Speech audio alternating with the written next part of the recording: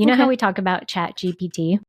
Yes. How come nobody talks about the fact that you don't go to chatgpt.com to access ChatGPT? You go to openai.com. Hey everyone, welcome to the S.O.B Marketing Podcast, where we celebrate the S.O.B that you are, and if you haven't figured it out yet, we mean small-owned business. We don't mean S.O.B. Listen, we know that as a small business owner, you are working hard on the daily to keep your business fully operational while trying to promote it.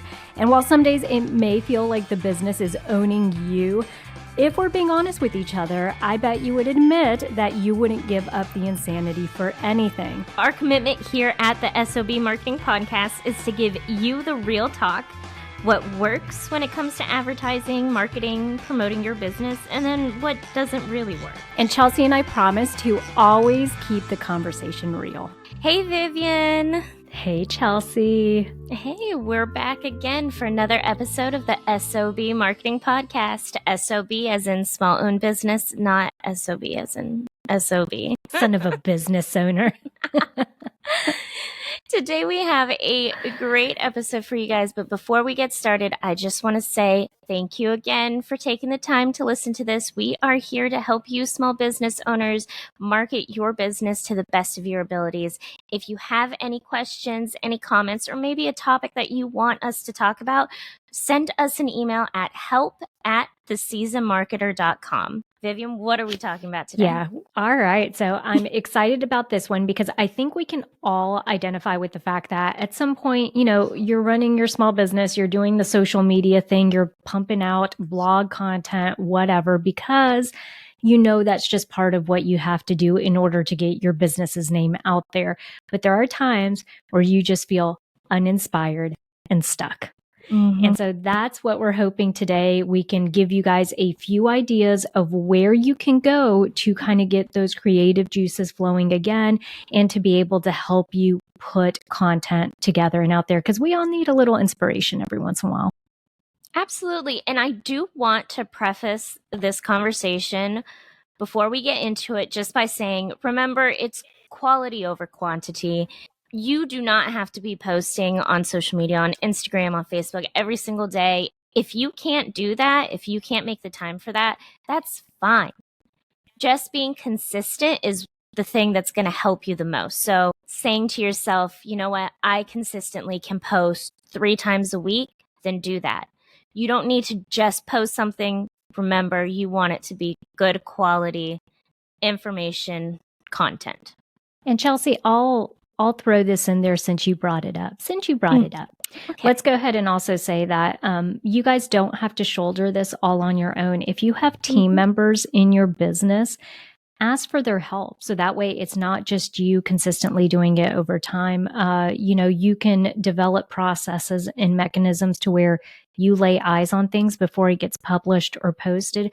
But there's no reason that you have to be the sole person putting information and content out there. You can have other people in your small business helping you out. So the way we're going to format today's podcast is Chelsea and I each brought 3 ideas to the table of places you can go to get ideas for content, creating content. So we're going to take turns sharing our ideas. And why don't we go ahead and get started with you, Chelsea? What is your first idea or tool to go to in order to get content ideas? Okay, so my first one is one that's really popular right now, but I think it's a really good one and I'm standing by it, ChatGPT.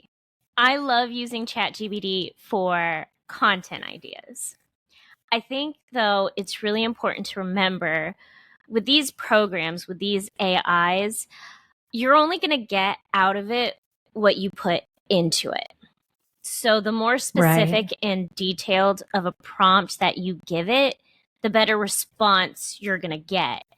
I actually did an example of this to prove a point. So I used ChatGPT this morning and I put in there, what are some good content ideas for small businesses? There were still good ideas. It was like, do a behind the scenes post, do like a spotlight your products post. That's fine. Those are helpful.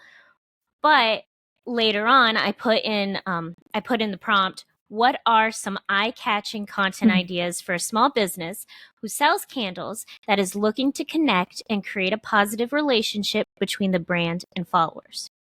I got candle safety tips, candle care tips, candlelight. This is a good one. Candlelit recipe pairings. So they're saying suggest candles that complement specific recipes or a type of cuisine so that you can create a sensory dining experience. And candle photography challenges so that you can focus on building a community. So really what you're saying is that the more detailed and specific you get with the prompt, the better the content ideas that it's going to create for you. So like the first one, you gave it a very generic and general prompt. And then the second one, you told it what type of product you sell. You told it what type of people you're trying to attract and really what the purpose of the content should be. Absolutely. You have to remember, this is not like a mind reader. They're not going to know. And you and I had this conversation just with people in general. People know what they don't want, but they don't know what they want. You're going to have to figure out what you want so that you can tell ChatGPT and it can give you an appropriate response. So that's just something to keep in mind when using ChatGPT. But it takes some practice. You'll get used to it. It's a great way to come up with some real great content ideas. And I love that you're using it in the way that you're not asking it to create the actual content for you, but you're saying, just kind of give me some ideas so that way I have a starting point where I could, create and put stuff together. So leading kind of off of that or springboarding off of that, my first one that I'm bringing to the table is actually Google. But it's not in the sense that you guys are thinking where you're going to go in and you're going to search a term. You are going to go in there and search a phrase, but what you're looking at is the suggestions that pop up before you finish typing out the phrase. Because if you don't know, Google's algorithm is actually going to be displaying those search results that people are putting into the system the most. So for example, in Chelsea's example for the candle making business, if I were to go in there and on Google type, what are benefits of soy-based candles, right? So before I finish typing that entire phrase out, if I look at what's populating or being suggested in that drop-down box that Google's presenting, it's going to prompt and give me other ideas because it's telling me, it's trying to complete the phrase for me before I get done doing it. So Google's trying to be super intuitive, but that's giving you an indication that other people are on there searching for something else. And so I think that's where some of those other ideas can start to come in. I love that idea. That's something that you wouldn't have thought of. And I also have one that's kind of out there, but it's a great one. The comment section of YouTube videos. And you and I have actually done this before when we were creating Rock Your Fair. I would go in focusing and searching for videos that were related to event marketing, helping people with their craft fairs and stuff like that. And I would look through the YouTube comments and find what the pain points were for people. Like, oh, I watched your video, but I still don't have this answer. We use that to make sure we gave people as much information as they could possibly need. And we made sure that we didn't leave any questions on the table. So this is a great thing to do when also creating content. Going onto YouTube and finding content that's related to your business and finding those questions, those common questions and those pain points in the comment section is going to help you come up with ideas.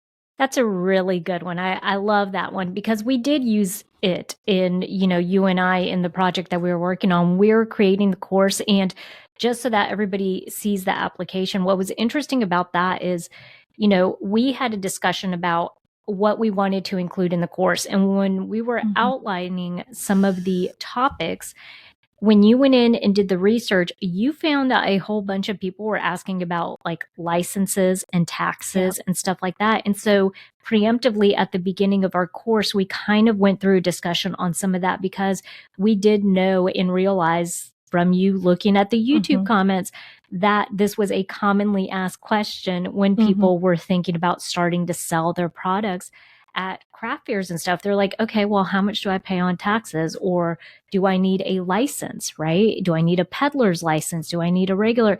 And so those are some of the things that we did want to include in that discussion. And I really, really think that there are a ton of valuable information in there because when people are watching a YouTube video, they're going to go to the comment section to see if anyone else can answer that because they're being resourceful. Yes. I think it can sometimes go like unnoticed. And I think it's one that's really out there that is going to be a lot more helpful than you think it's going to be. Just give it a try. Just test it out. Kind of talking about in that same vein, the second thing that I'm bringing up is just instead of it being a tool, some of the questions that I ask myself whenever I feel like I'm having this brain fog and I can't think of any good content, I always turn to these three things. I ask myself, what are frequently asked questions about this topic, right? Or this industry? And so, for example, we just did a video this last week on Google reviews. At the beginning, I put a small section because when I started thinking about it, I'm like, what's one of the frequently asked questions about Google reviews? Okay, which link do I share? Where do I find it? Like where in Google is the link that I'm supposed to copy and paste to share with my customers so that they can leave me a review? So we did it was like a 30-second discussion on that at the beginning. And then we had a free download that actually walked them step by step through, how to claim their business listing and all that. And so I do think that the frequently asked question part is a good component. The other one I always ask are objections. What are the typical objections? If someone says like, oh gosh, like your laptop is just too expensive for me to buy, or your soap is too expensive for me to buy. I can't buy it. Well, then make content that's addressing that. Why is it worth the investment to purchase soaps that are made with natural ingredients as opposed to the stuff that's, bogged down with chemicals and stuff? So you can think about objections. And then the other one are the pain points, like you were saying. If you put yourself in your customer's shoes, what is something that is painful to them? Right? Like, is it painful that, I don't know how to manage my marketing and my small business at the same time? Well, then you and I could create content to show them, okay, here are tools that can help you manage both. If it's a time management thing, we can help provide content to help you with that time management. So think about those things: frequently asked questions, objections, and also your pain points. I love that. I feel like frequently asked questions is a really big one that sometimes people don't think of. A lot of small business owners will come to me and they'll say, well, I want to go viral. I want like really fun content and stuff like that, but I don't know what we could be talking about. I'm like, just answer what is a question that you get asked all the time. Answer that question. It doesn't have to be boring. We can make it fun. It's just, I think it's important to remember that, again, quality over quantity. We want to share information that people are actually interested in. So it's fun to do like the lip syncing videos or stuff like that. But at the end of the day, people are going to purchase something from you if you're sharing with them information on your business and showing them why your product or your service is going to give them value. And one of the most useful things you can do as a small business owner is to put yourself on the other side of it. So you kind of have to create this this barrier between you being the business owner and you being the customer. Okay, so what I mean by that is, let's say that you have a product Chelsea and I, we have a course that we're selling for $997, and people might think, oh my gosh, like that's a lot of money. Like who would spend $997 on a course, right? Well, so what we have to do is not as business owners approach it, but approach it as a customer. If I'm a small business owner that is looking to invest money into a course, what does that course have to deliver for me, right? So then talking to that, or something as simple and basic as, you guys might not be thinking about this, but are there payment plans? Okay, well, we could create content that says, hey, if you're wondering how you can afford this course, you're in, you want to do it, but the $997 is a big investment for you. No worries. We've divvied it up to 4 payments of X, Y, and Z. So there's always questions that people on the other end are going to be asking. And I think sometimes it just takes you stepping back as a small business owner and saying, if I'm the customer, what kind of questions stem from, the material that I have out there? I love that. Okay. So my last point is I want to start by saying I'm not saying steal other people's content. Okay. I just want to make that clear. Trust me, you will get caught if Chelsea, you're about to get people canceled. Yeah, you're going to get a whole bunch of people canceled. Okay, here's the thing. Using other social media accounts. I'm not saying take what they've already done, but looking at those other accounts and seeing the type of content that gets good interaction is a great starting point for you to brainstorm ideas. We're not trying to say, and this is true with all of our points right now, we're not saying this is where you'll find the content. We're saying this is where you can get ideas for content, right? So remember, you want to create your own content, but going to other social media accounts, great way to do it. I have an example. We post every month a carousel with the national days of the month, with a list of national days like that a restaurant might want to use, or that health industry might want to use, or that just like small business mom and pops might want to use. I came up with that idea because I saw a lot of marketing accounts would post, oh, later this week or next week it's going to be this national day or whatever. Make sure that you use it for your social media account as a business owner. And it gave me the idea that why don't we just create lists of these national ideas each month so that a small business owner can just save that post, or they can go, because I post at the beginning of the month, it's when I post that carousel, they can say, I know they're going to post this at the beginning of the month. I can go through it and I can see and plan out any content that I need or any content that I'm going to use for this specific national day. You know what I love about that too? Just listening to you talk about that, it kind of gave me an idea. It sparked an idea that, I mean, you and I are kind of dumb that we're not already doing this, but like, we should be emailing at the beginning of every month. We should be emailing our email list at the beginning of every month with this. You're already creating the content. It's already there. We just now have to put it in an email form, or even just embed the graphic in an email. And that's another touch point for us, that like we're providing more information, because the truth is, and y'all, this is across the board.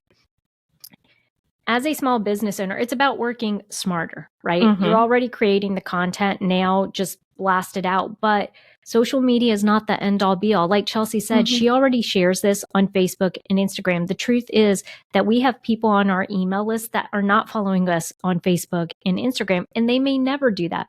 But since she's already putting it together every month, that's another thing that we can show them as a resource. Hey, if you guys are looking for content ideas for the month of September, Chelsea and I have you covered. Here are the days that are coming up. And if you're a planner, you're going to love us, because you're going to take those ideas and say, great, now I'm going to develop, I know I'm going to do reels on these 3 days for these 3 holidays or whatever it is, right?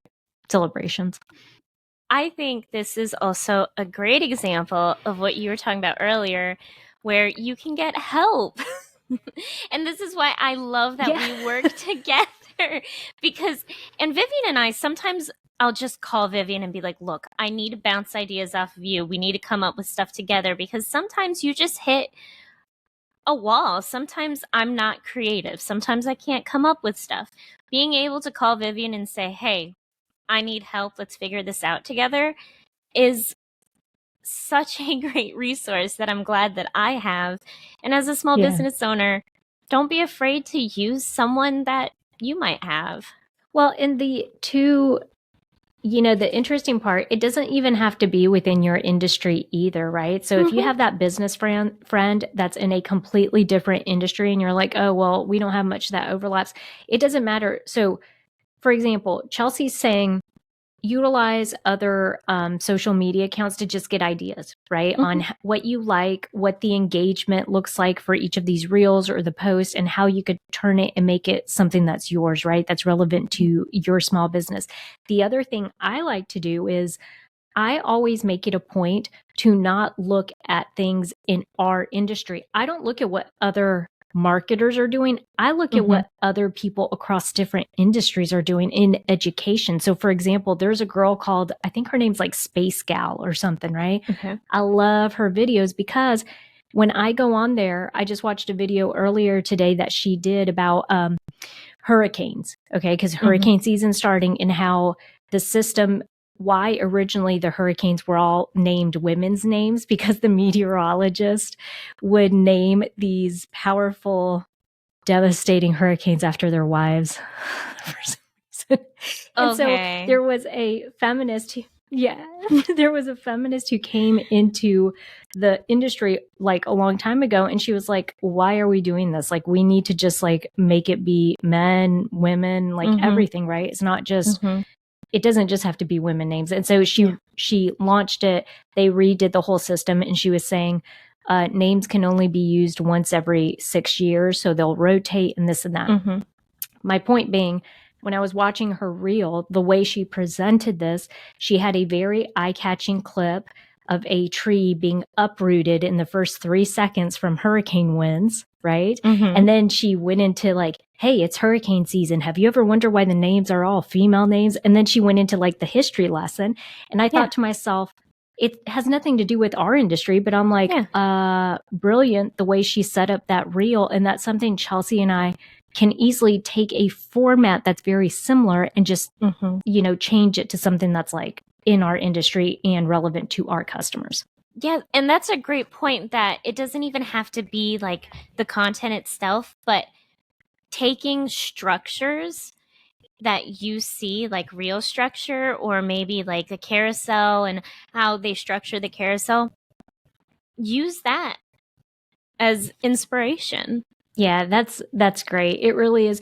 It's you're not telling them anything they probably don't already know, but what you're telling them is to maybe think of it differently, have a different approach to how they're using it than what they're thinking, which is just, do whatever, emulate whatever somebody else in my industry is doing. You don't have to do that. All right. So the last one that I'm bringing to the table is actually one that's a little interesting, I think, because it's not a place that people are necessarily thinking about going to whenever they're thinking content creation. And it's data analytics. Okay. So this is what's interesting. You were talking about YouTube before. Let's say you have a YouTube channel like we do. All right. On the back end, when I go in and I look at our data analytics, it shows me a section of, for every video, it shows me key terms that people were looking up and landed on our video. Okay. Those key terms, I'm telling you, do not always match what you think they are. Okay.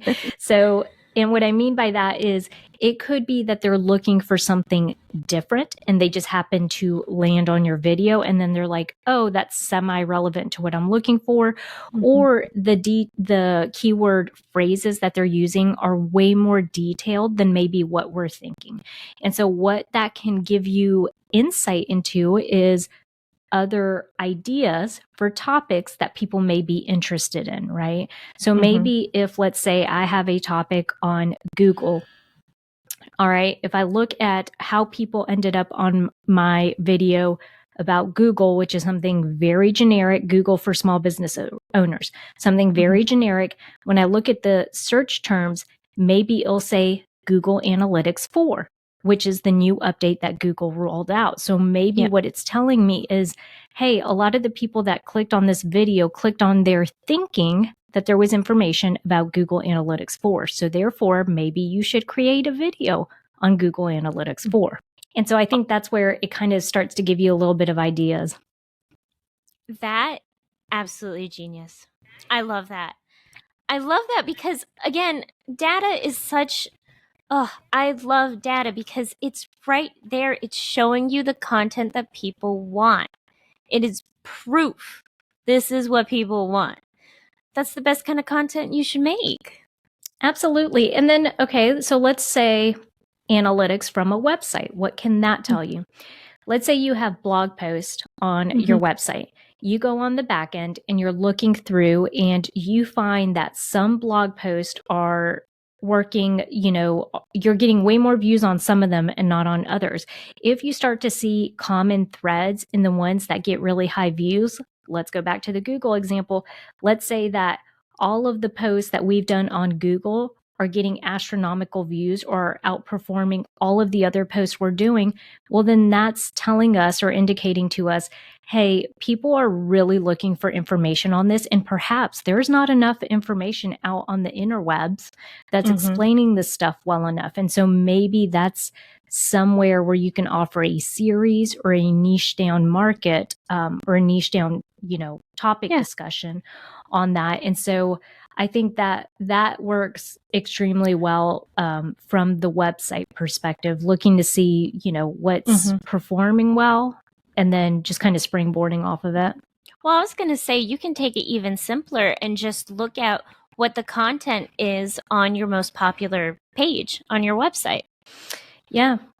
Yeah. I mean, so we talked about frequently asked questions earlier. If you're getting a lot of views and hits on your frequently asked questions portion of your website where you're answering questions about payments, where you're answering questions about delivery of product or service, then that indicates to you those are really great topics that you can then parcel out into individual social media posts or individual, long form, short form videos that will help answer those topics. So that's great, Chelsea. It doesn't necessarily have to be so narrowed down sometimes. Just looking at the overall metrics of how stuff's performing can really give you a lot of value too.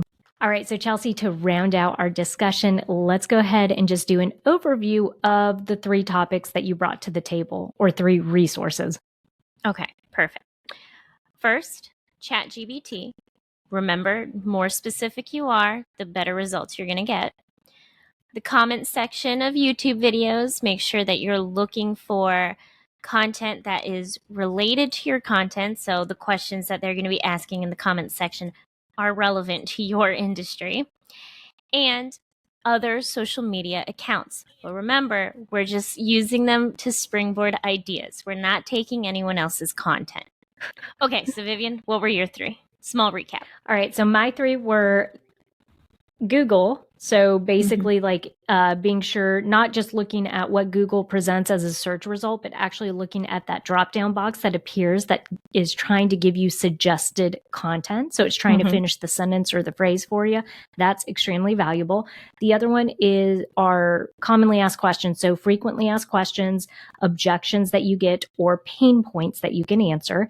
And then the third one is going to be to look at your analytics. Analytics, whether it's on a YouTube platform, Instagram platform, or even your website analytics, can really provide a lot of value to help you come up with ideas for content.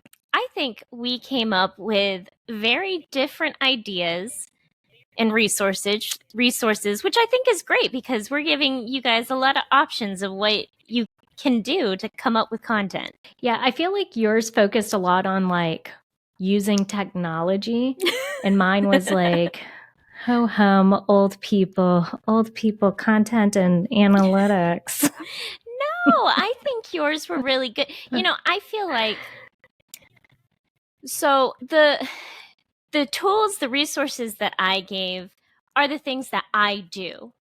And I think this is a great example of maybe just generational thinking, because this is legit what I do when I can't come up with content besides calling you, I use these 3 resources.